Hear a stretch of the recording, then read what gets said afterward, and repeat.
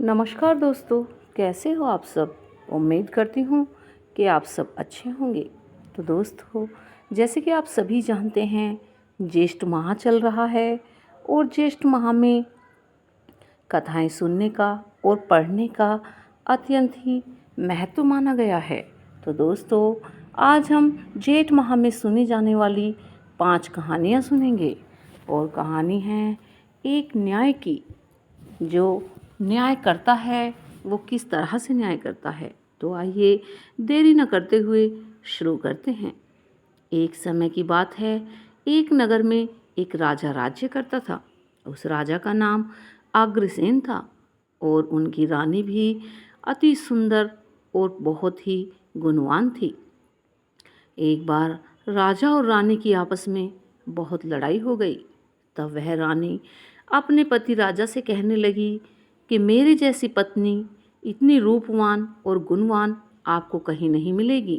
तब राजा बोले कि मैं तो तुमसे भी सुंदर और गुणवान पत्नी ला सकता हूँ, जिसका तुम तो किसी तरह से भी मुकाबला नहीं कर सकती। रानी बोली, यदि ऐसी बात है तो फिर आप चंद्रकला को पकड़ कर ले आओ, मैं तो तब जानूं। राजा अब उसी वक्त चंद्रकला से शादी करने के लिए चल पड़ा। चंद्रकला बहुत ही सुंदर, रूपवती, गुणवान थी। उसकी हर राज्य में बड़ी ही ख्याति थी। सभी राजा उससे शादी करने की इच्छा रखते थे।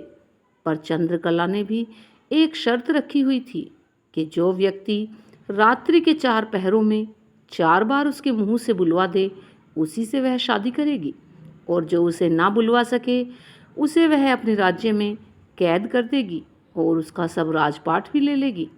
अब तक 160 राजा अपनी किस्मत को आजमा चुके थे और अपने प्रयास में विफल होकर वहीं राजकुमारी की कैद में थे। चंद्रकला ने अपने महल के आगे एक ढोली रखा था। जिससे भी उसे शादी करने का प्रयास करना होता, वह आकर ढोल वाले से डंके की चोट लगवा सकता था। राजा अग्रसेन भी वहां पहुंच गए और ढोल पर जोरदार चोट लगवाकर चंद्रकला को आने की सूचना दी। अब चंद्रकला ने शाम ही को राजा को अपने महल में बुलवा लिया और उसके सामने भरपूर 16 श्रृंगार कर बैठ गई। राजा ने वहां अपने आने से पहले अपने 4 वीर, जो अदृश्य हो सकते थे वह रूप बदल सकते थे, उनको भी साथ ले लिया था और उन्हें पहले ही समझा दिया था कि उसके साथ चंद्रकाल कला के महल में रूप बदल कर छिप जाएं। राजा अग्रसेन चंद्रकला के सामने बैठ गए। अब चंद्रकला तो बोली ही नहीं, ऐसे चुपचाप बैठे रही जैसे वह पत्थर की हो। अब राजा भी आखिर राजा ही थे। वह चंद्रकला के पलंग से बोले, पलंग, चंद्रकला तो बोलेगी नहीं, सो तू ही कुछ बोल ताकि रात्रि का एक पहर कट सके। अब पलंग में छुपा राजा का एक वीर बोलने लगा कि हे राजा अग्रसेन, आप यहाँ कहाँ पर आकर फंस गए हैं। ये आपने अच्छा नहीं किया। अब तक 160 राजा आए हैं और वो रानी की कैद में हैं। खैर, आपको मैं एक कहानी सुनाता हूँ, आप हुंकारा दीजिए, कम से कम आपका एक पहर तो कट जाएगा। पर मेरी एक शर्त है। राजा बोलने लगा कि हाँ, क्या शर्त है बताओ। तब पलंग ने कहा कि मेरी कहानी में आपको न्याय करना होगा। तब राजा ने कहा ठीक है। तब पलंग बोलने लगा, और हाँ राजा, आपको हुंकारा भी देना होगा। तब राजा ने कहा ठीक है भाई, अब कहानी तो सुनाओ। तब वह बोला कि एक राजा और एक साहूकार का बेटा, दोनों में बहुत गहरी मित्रता थी। दोनों साथ खेलते, साथ रहते, साथ आते, साथ जाते। एक पल भी दोनों एक दूसरे से दूर नहीं होते थे। दोनों ने आपस में तय भी कर रखा था कि वे दोनों कभी अलग नहीं होंगे। अब वे दोनों समय के साथ जवान हुए और दोनों की शादियां भी हो चुकी थीं। अब दोनों ही अपनी पत्नियों को मायके छोड़ आए थे। अब पत्नियों को मायके रहते रहते काफ़ी दिन हो चुके थे। तब एक दिन साहूकार अपने बेटे से बोला कि बेटे, तेरी बहू मायके में बैठी है उसे काफ़ी दिन हो गए हैं। इतने ज़्यादा दिन अपनी पत्नी को नहीं छोड़ना चाहिए। जाओ और उसको लेकर आ जाओ।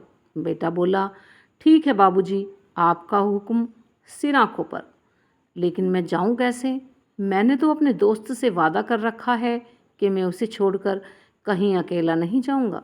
तब साहूकार ने सोचते हुए कहा कि बेटे, तुम दोनों में ऐसी ही मित्रता है तो एक काम कर, राजा के बेटे को भी अपने साथ अपनी ससुराल ले जा। पर हाँ, एक बात का ध्यान रखना कि तेरे ससुराल में उसकी खातिरदारी और उसकी प्रतिष्ठा के हिसाब से ही बड़े आवभगत होने चाहिए। आखिर दोनों मित्र साहूकार के बेटे की ससुराल के लिए चल दिए। रास्ते में राजा का बेटा तो बड़ी मस्ती से वह मजाक करता चल रहा था और साहूकार का बेटा बहुत ही चिंता में चल रहा था। सोच रहा था कि पता नहीं ससुराल वाले राजकुमार की कैसी खातिर करेंगे। यदि कोई कमी रह गई तो राजकुमार क्या सोचेगा। ऐसे ही सोचते सोचते दोनों चलते रहे। अब चलते चलते रास्ते में एक देवी का मंदिर आया, जिसके बारे में ऐसी मान्यता थी कि वहाँ देवी के आगे जो भी कोई मनोकामना मांगता है वह पूरी हो जाती है। कोढ़ियों के कोढ़ मिट जाते हैं, पुत्रहीनों को पुत्र मिल जाते हैं, निर्धन को धन मिल जाता है। तब साहूकार के बेटे ने भी माता रानी के आगे जाकर प्रार्थना की, हे माता रानी, ससुराल में मेरे मित्र की खातिर वह आदर सत्कार वैसा ही हो जैसी मैंने मन में सोच रखा है। यदि मेरे मन में की यह मुराद पूरी हुई तो मैं वापस आते वक्त में अपना मस्तक काटकर आपके चरणों में अर्पित कर दूंगा। ऐसी मनोकामना कर वह अपने मित्र के साथ आगे बढ़ गया और अब वे दोनों ससुराल पहुंच गए।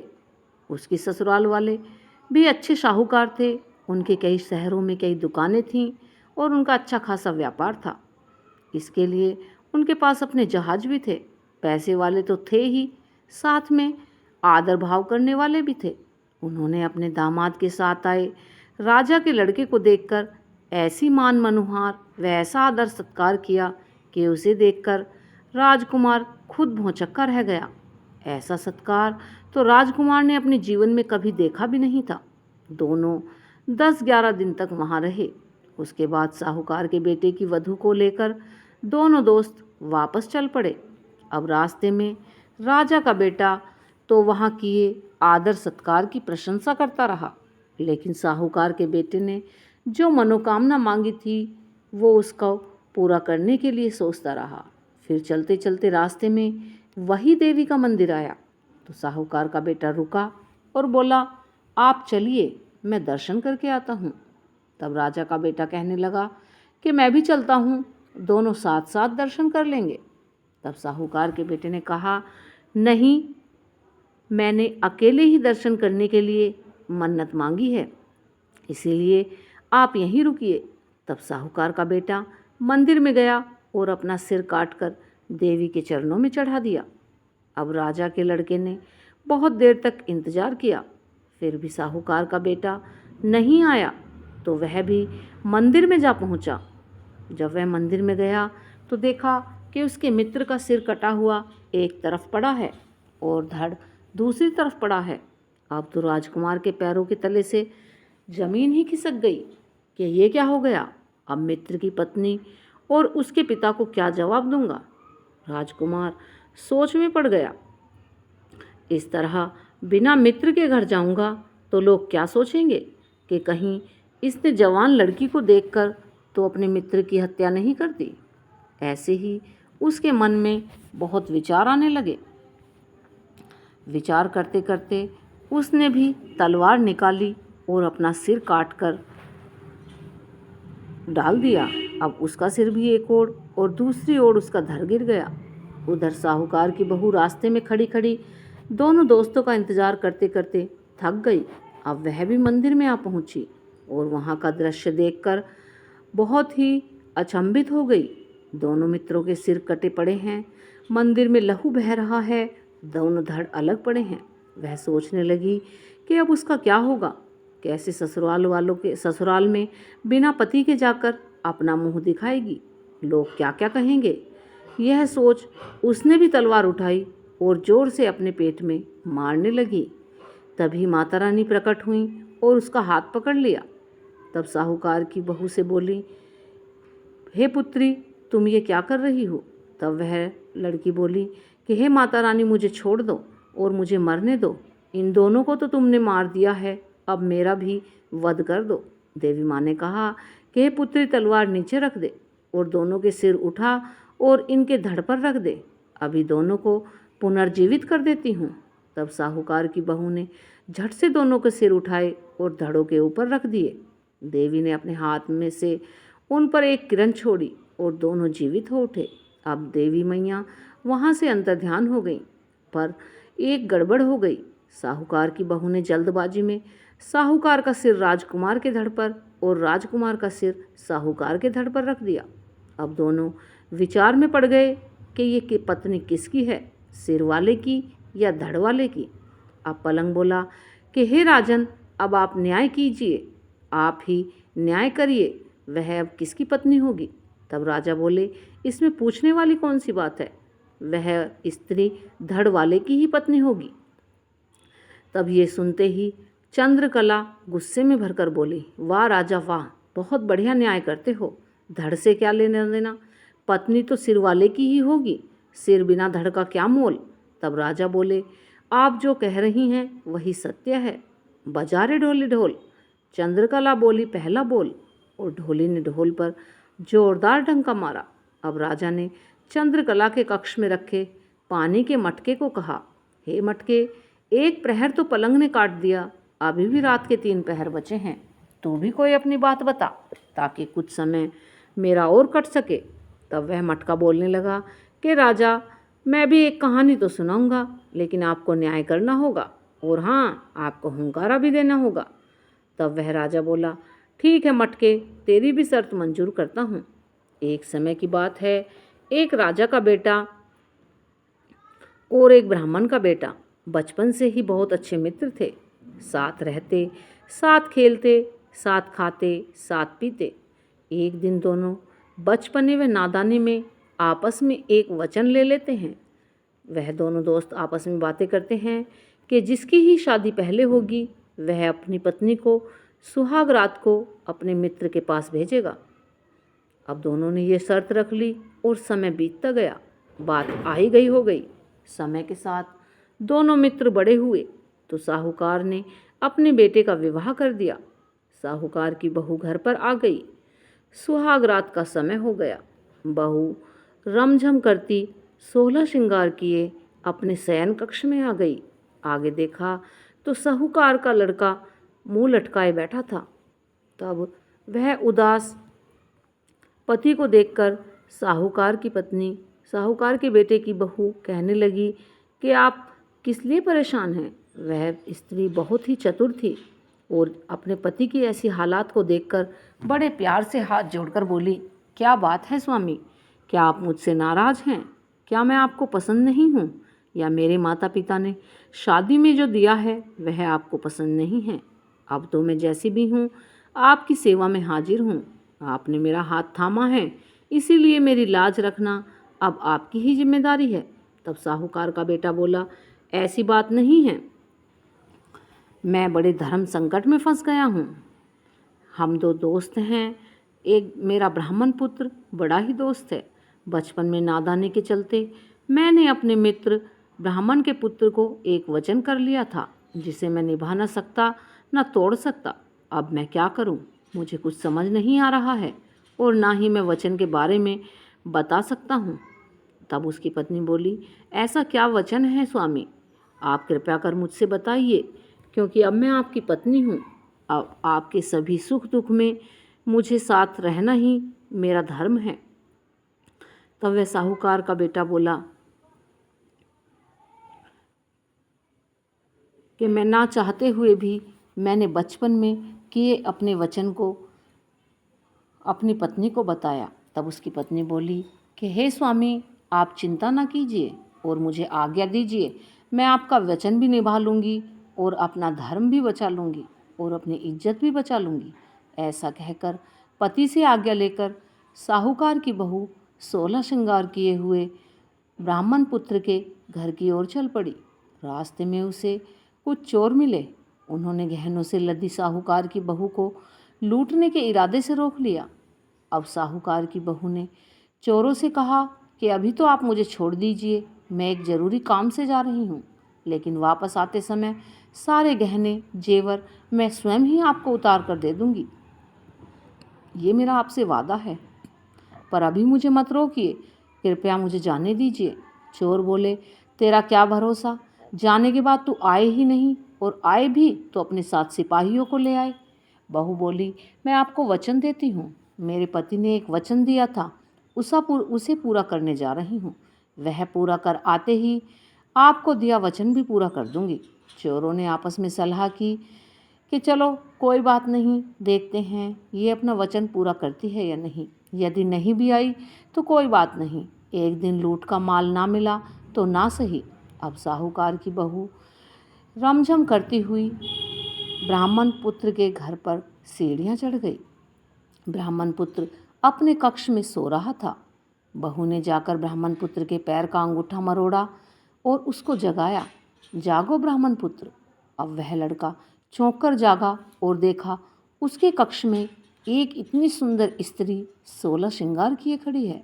ब्राह्मण पुत्र को लगा कि वह स्वप्न देख रहा है, इसीलिए ब्राह्मण पुत्र ने बार बार अपनी आंखें खोली और बंद करी, और फिर वह देखा और बोला कि हे देवी, तुम कौन हो, कहाँ से आई हो, और इस तरह इतनी रात्रि गए तुम्हारा यहाँ आने का क्या प्रयोजन है। तब साहूकार की बहू बोली, मैं आपके बचपन के मित्र साहूकार के बेटे की पत्नी हूँ। आपके और आपके मित्र के बीच बचपन में जो तय हुआ था कि जिसकी शादी पहले होगी वह अपनी पुत्री को सुहाग रात में अपने मित्र के पास भेजेगा, सो उसी वचन को पूरा करने के लिए मैं आपके पास आई हूँ।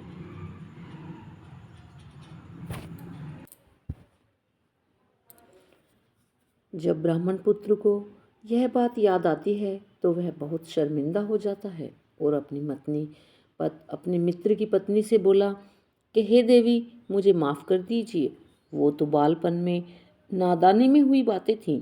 आप मेरे लिए मेरी बहन के समान हैं। और इस तरह से उसने उसको अपनी बहन मान लिया और बहन मानकर उसको एक चुनरी उसके सिर पर ओढ़ा दी, और उसके घर में जो थोड़े बहुत पैसे थे वे अपनी बहन मानकर उसको अपने घर से विदा कर दिया। अब साहूकार की बहू वापस आई तो चोर रास्ते में ही खड़े उसका इंतजार कर रहे थे। उसे देख आपस में बातें करने लगे कि ये औरत तो जबान की पक्की है। अब बहू ने चोरों के पास आकर कहा कि लो, ये मेरे पास कुछ पैसे हैं, इन्हें आप ही रख लीजिए, ये आपके ही भाग्य में लिखा था, और मैं अभी अपने सारे गहने उतार कर भी आपको दे देती हूँ। कहकर वह साहूकार की बहू अपने एक एक करके सभी गहने उतारने लगी। जब चोरों को ये सब देखकर बड़ा ही आश्चर्य हुआ और वो पूछने लगी कि पहले ये बताओ, तुम गई कहाँ थी और ये पैसे तुम्हें किसने दिए। तब साहूकार की बहू ने पूरी बात को विस्तार से चोरों को बता दिया। सुनकर चोरों के मुंह से निकला कि धन्य है ऐसी औरत जो अपने पति का वचन निभाने के लिए किसी और के पास चली गई, और धन्य है वो ब्राह्मण पुत्र जिन्होंने तुम्हारी मर्यादा की रक्षा व आदर करते हुए अपनी बहन बना लिया और इतने सारे रुपए तुम्हें भेंट किए।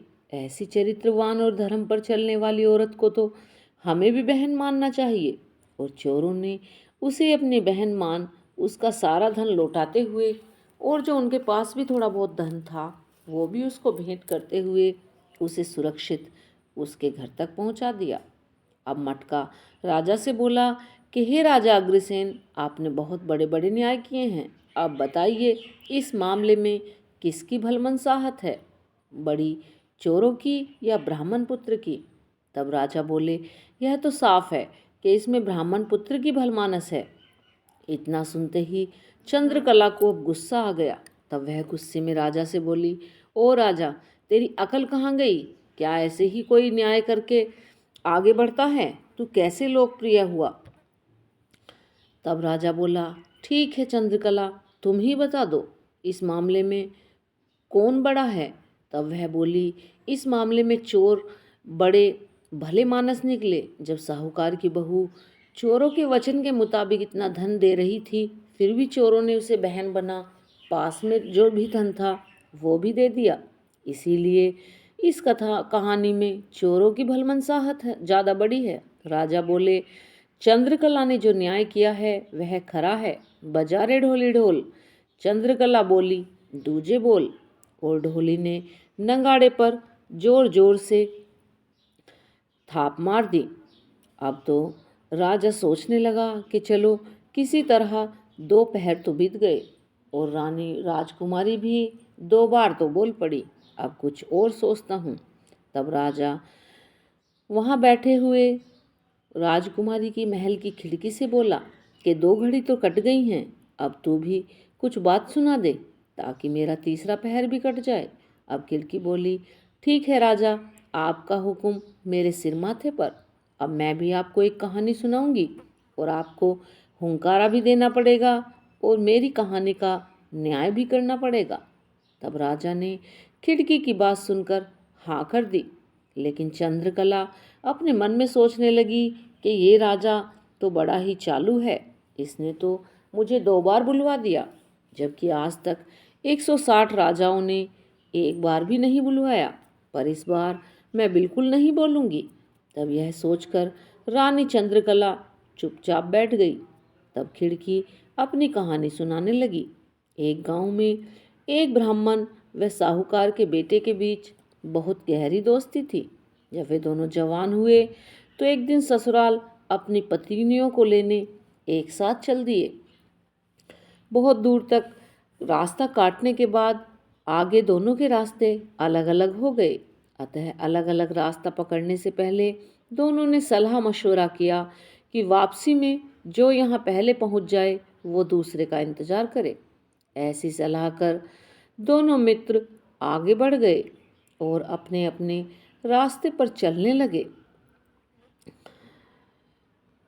साहूकार के बेटे के साथ एक नाई भी था। ससुराल पहुंचने पर साहूकार के साथ नाई को देखकर एक बुजुर्ग महिला ने और अन्य घर की महिलाओं को सलाह दी कि जवाई जी के साथ आए नाई की खातिरदारी में कोई कमी नहीं रहनी चाहिए, वरना ये हमारी बेटी के ससुराल में जाकर हमारी बहुत ज़्यादा बुराई करेगा और इसकी बढ़िया खातिरदारी करेंगे तो यह जहाँ भी जाएगा हमारी तारीफ पूरे गांव में करेगा।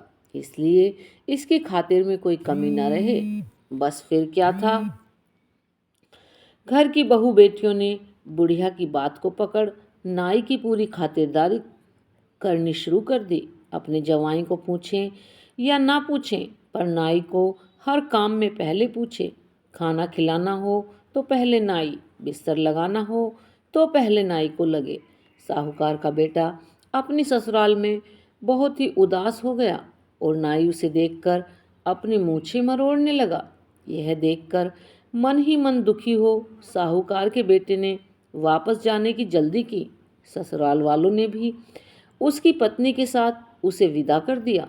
अब रास्ते में नाई साहूकार के पुत्र से मजाक करने लगा कि ससुराल में नाई की इज्जत ज़्यादा हो रही है ना कि जवाई की। जैसे जैसे नाई ये बात बोले, साहूकार का बेटा मन ही मन जल भुन जाए, पर नाई को इससे क्या फर्क पड़ने वाला था। उसने तो अपनी बात कहनी शुरू कर रखी थी। जैसे ही चलते चलते आधा रास्ता कट गया। आधे रास्ते में ही साहूकार के बेटे ने इसी मनुहार वाली बात पर बहुत गुस्सा कर दिया और उस गुस्से में अपनी पत्नी को छोड़ नाई को साथ ले चल दिया। इस तरह बीच रास्ते में छोड़ देने पर साहूकार की बेटी बहुत दुखी हुई और उसने अपना रथ वापस अपने मायके की ओर मुड़वा लिया। अब वह रास्ता भटक कर किसी और अनजाने नगर में पहुंच गई। नगर में घुसते ही एक मालन का घर था। साहूकार ने अपना रथ रोका और कुछ धन देकर उस मालन से उसे अपने घर में कुछ दिन रहने के लिए कहा। तब मालन अपने बगीचे के फूलों से माला आदि बनाकर राजमहल में भेजा करती थी। अब मालन फूल तोड़कर लाती और साहूकारनी नित नए नए गजरे मालाएं आदि बनाकर उसको दे देती, तब वह मालन राजा के पास ले जाने हेतु उनको ले जाती। एक दिन राजा ने मालन से पूछा कि आजकल फूलों के इतने सुंदर कारीगरी कौन बना रहा है? तुझे तो ऐसे बनाने आते ही नहीं। तब मालन ने राजा को बताया, हे महाराज, मेरे घर पर एक स्त्री आई हुई है। वह बहुत गुणवती है और ऐसे सुंदर सुंदर गजरे वो ही बनाती है। अब राजा ने हुक्म दिया कि उसे हमारे महल में हाजिर किया जाए। जब वह इतने सुंदर गजरे बनाती है तो वह कितनी सुंदर होगी। अब क्या किया जाए? साहूकारने ने बहुत मना किया, पर राजा का हुक्म कैसे टाला जा सकता था। सो साहूकारने को राजा के सामने हाजिर किया गया। राजा तो उस रूपवती कन्या को देखकर आसक्त हो गया। ऐसी सुंदर नारी तो उसके महल में थी ही नहीं। सो राजा ने हुक्म दिया कि इसे मेरे महल में भेज दिया जाए। तब साहूकारनी बोली कि हे राजन, आप राजा हैं, आप न्याय करता हैं, आप पूरे गांव को संभालते हैं, आप मेरे ऊपर कुदृष्टि मत डालिए। मैं तो आपकी बेटी के समान हूँ और आप इस नाते मेरे पिता के समान हैं। लेकिन राजा कहाँ मानने वाला था, वह नहीं माना। अतः वह साहूकार की लड़की हाथ जोड़कर बोली, ठीक है महाराज, आप जब इतना कह रहे हैं तो मुझे कुछ समय तो दीजिए। राजा ने उस साहूकार की बेटी को समय दिया और साथ ही उसके रहने के लिए गांव के नगर के बाहर एक अच्छा सा घर बनवा कर दे दिया। अब साहूकार ने रोज उस घर के झरोके से आते जाते लोगों को देखती रहती कि कहीं कोई ससुराल का या मायके का कोई जान पहचान वाला मिल जाए तो समाचार भेजे जा सके। उधर रास्ते में ब्राह्मण का बेटा अपने मित्र साहूकार का इंतजार कर रहा था। जब साहूकार को अकेले आते देखा तो वह सोच में पड़ गया। उसने पास आते ही साहूकार के बेटे से उसकी पत्नी के बारे में पूछा तो साहूकार के बेटे ने पूरी कहानी ब्राह्मण पुत्र को बतला दी। ब्राह्मण पुत्र ने साहूकार को खूब खरी खोटी सुनाई कि बेवकूफ़, नाई की खातिर ज़्यादा हो गई तो इसमें तेरी पत्नी का क्या दोष है? ऐसे भी कोई अपनी पत्नी को छोड़ सकता है? फिर दोनों दोस्त उसे लेने वापस चलने लगे। अब तलाश करते करते वे दोनों भी उसी नगर में पहुंच गए। अब साहूकार की बेटी ने उस घर के झरोके से दोनों को देख लिया तो उन्हें बुला लिया। अब मिलने पर ब्राह्मण के बेटे ने दोनों की सुलह कराई। अब राजा को भी पता चला कि उसका भ्याता आ गया है और उसने भी अपने पति के साथ जाने की इजाज़त मांगी तो राजा ने भी इजाज़त दे दी और साहूकार पुत्र अपनी पत्नी को लेकर घर आ गया। अब कहानी तो पूरी हो गई। खिड़की ने राजा से पूछा कि हे राजा, अब आपके न्याय की प्रतिष्ठा तो 7 समुंदर दूर तक फैली है। अब आप बताएं कि इस मामले में भलमनसाहत किसकी है, साहूकार की या साहूकारनी की? राजा बोले राजा बोले कि हे खिड़की, मैं तुम्हें सोचकर बताता हूँ। तब वह राजा सोचने लगे और बोले, इसमें साफ है, भलमनसाहत तो साहूकार की बेटी की है जिसने छोड़ी पत्नी को वापस अपना लिया। इतना सुनते ही चंद्रकला तो आग बबूला हो गई और मन में मानो उसके बहुत ज़्यादा आग लग गई। उसने राजा को डांट लगाते हुए कहा, अरे अधर्मी राजा, क्या तू ऐसे ही न्याय करके प्रसिद्ध हुआ है? साहूकार के बेटे की इसमें कौन सी भलमनसाहत है? भलमनसाहत तो उसकी पत्नी की है जिसे निर्दोष होने के बावजूद भी साहूकार के बेटे ने छोड़ दिया और उसे रानी बनने का मौका मिलने के बावजूद भी वह नहीं मानी और अपने धर्म पर अड़िग रही। धन्य है ऐसी स्त्री। तब राजा बोला, हे चंद्रकला, आपने जो न्याय किया है वही न्याय है। बजा रे ढोली ढोल। चंद्रिका बोली, तीजे बोल। और ढोली ने नगारे पर जोर से ढोल बजाकर 3 बार ठोक मार दी। इस तरह 3 पहर कटने और 3 बार चंद्रकला के मुंह से बोल बुलवाने में राजा अग्रसेन सफल रहे। अब राजा सोचने लगे कि एक और पहर रह गया है। अगर इस बार भी रानी बोल पड़ी तो इसे मैं ब्याह कर अपने घर ले जाऊंगा। अब रानी भी पहले से ज़्यादा सतर्क हो गई और चौथी बार बिल्कुल भी नहीं बोलना है, ऐसा अपने मन में विचार करने लगी। अब राजा चो चंद्रकला के हार से बोला कि हे हार, किसी तरह 3 पहर तो कट गए हैं, अब चौथा पहर तू ही कोई बात बता दे। तब वह हार कहने लगा, ठीक है राजन, मैं भी एक कहानी सुनाऊंगा और उस कहानी में भी आपको न्याय करना होगा, और हाँ, आपको हुंकारे भी अवश्य ही लगाने होंगे। तब वह हार कहने लगा कि एक ब्राह्मण, एक सुनार, एक दर्जी और एक खाती, ये चारों घनिष्ठ मित्र थे। चारों एक दिन आपस में सलाह कर कमाने के लिए एक साथ दूसरे प्रदेश के लिए रवाना हो गए। पूरे दिन चलने के बाद एक जगह वे रात्रि विश्राम के लिए रुक गए। वहाँ चारों ने फिर सलाह की कि कहीं ऐसा नहीं हो कि रात को सोते समय हमारे कोई सामान, औजार या जो भी हमारे पास थोड़ा बहुत धन है उसको कोई चुरा कर ले जाए। सो एक एक करके रात में बारी बारी से पहरा लगाते हैं। सबसे पहले पहरे पर खाती को बैठा दिया, क्योंकि वह दिन भर पैदल चलने के कारण थका हुआ सा था। सो थोड़ी देर में ही नींद आने लगी। तब वह खाती उठा और उसने अपने चेहरे पर पानी डाला। देखा तो उधर एक लकड़ी का टुकड़ा पड़ा है। उसने सोचा कि ये पहर तो बीतने से गया, इससे तो मैं कुछ सामान ही बना लेता हूँ। तब उसने उस लकड़ी के टुकड़े को उठाया और अपने औजार निकाले, और जिससे नींद ना आए तो अपने औजारों से उसे तराश कर एक पुतली बना दिया। अब साथ ही उस पुतली के हाथों में चूड़ियाँ भी घड़कर पहना दी। इतनी देर में ही एक पहर बीत गया। अब दर्जी के पहरा देने की बारी आई। दर्जी ने भी उठकर मुंह धोया और इधर उधर देखा तो उसे कुछ भी नहीं दिखाई दिया। फिर वह थोड़ी देर इधर उधर घूमने लगा। देखा कि खाती की बनाई लकड़ी की पुतली दिखाई दी। दर्जी ने भी अपना सुई धागा लिया और समय व्यतीत करने के लिए उस पुतली के कपड़े सिलकर उसे पहना दिए। इस तरह उसका भी पहर बीत गया। तब तक दूसरा पहर खत्म हो गया और तीसरा पहर शुरू हो गया। तीसरा पहर शुरू होते ही दर्जी ने सुनार को उठा दिया और सुनार पहरे के लिए उठ खड़ा हुआ। उसने मुंह हाथ धोकर इधर उधर घूमना शुरू कर दिया।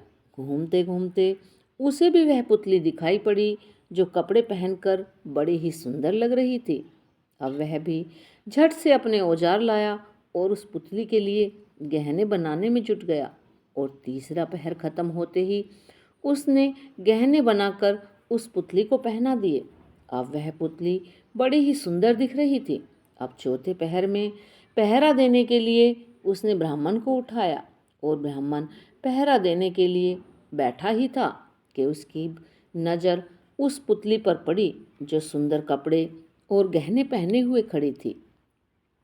तब वह ब्राह्मण सोचने लगा कि अगर इसमें प्राण डाल दिए जाएं तो यह कितनी सुंदर लगेगी। अब तो यह लकड़ी की है। तो उसने भी फटाफट मंत्र पढ़े और उस पुतली को एक जगह रखा और तब उसमें प्राण डाल दिए। अब तो पुतली एक सुंदर स्त्री बन गई। कपड़े, सुंदर गहने पहने हुए बड़ी ही सुंदर लग रही थी। अब सुबह होते ही उन चारों ने देखा तो आपस में लड़ने लगे। एक कहे यह मेरी पत्नी बनेगी, तो दूसरा कहे यह मेरी पत्नी बनेगी, इस पर मेरा ही हक है। अब हार बोला कि हे राजा अग्रसेन, अब आप ही न्याय कीजिए, आप तो जगत प्रसिद्ध हैं, अतः आप जो न्याय करेंगे वही सही होगा। बताइए कि वह किसकी पत्नी हुई। तब राजा बोले, ये तो सीधी सी बात है, ब्राह्मण ने इस पुतली में प्राण डालकर उसे स्त्री बनाया तो वह उसी की हुई ना। इतना सुनते ही चंद्रकला को बहुत ही गुस्सा आया और वह जोर से बोली, राजा, लानत है तेरे न्याय पर। ब्राह्मण ने उस पुतली में प्राण डाले, मतलब उसे जन्म दिया, अतः वह उसका जन्मदाता हुआ। और जो कोई भी जन्मदाता होता है वो पिता समान होता है।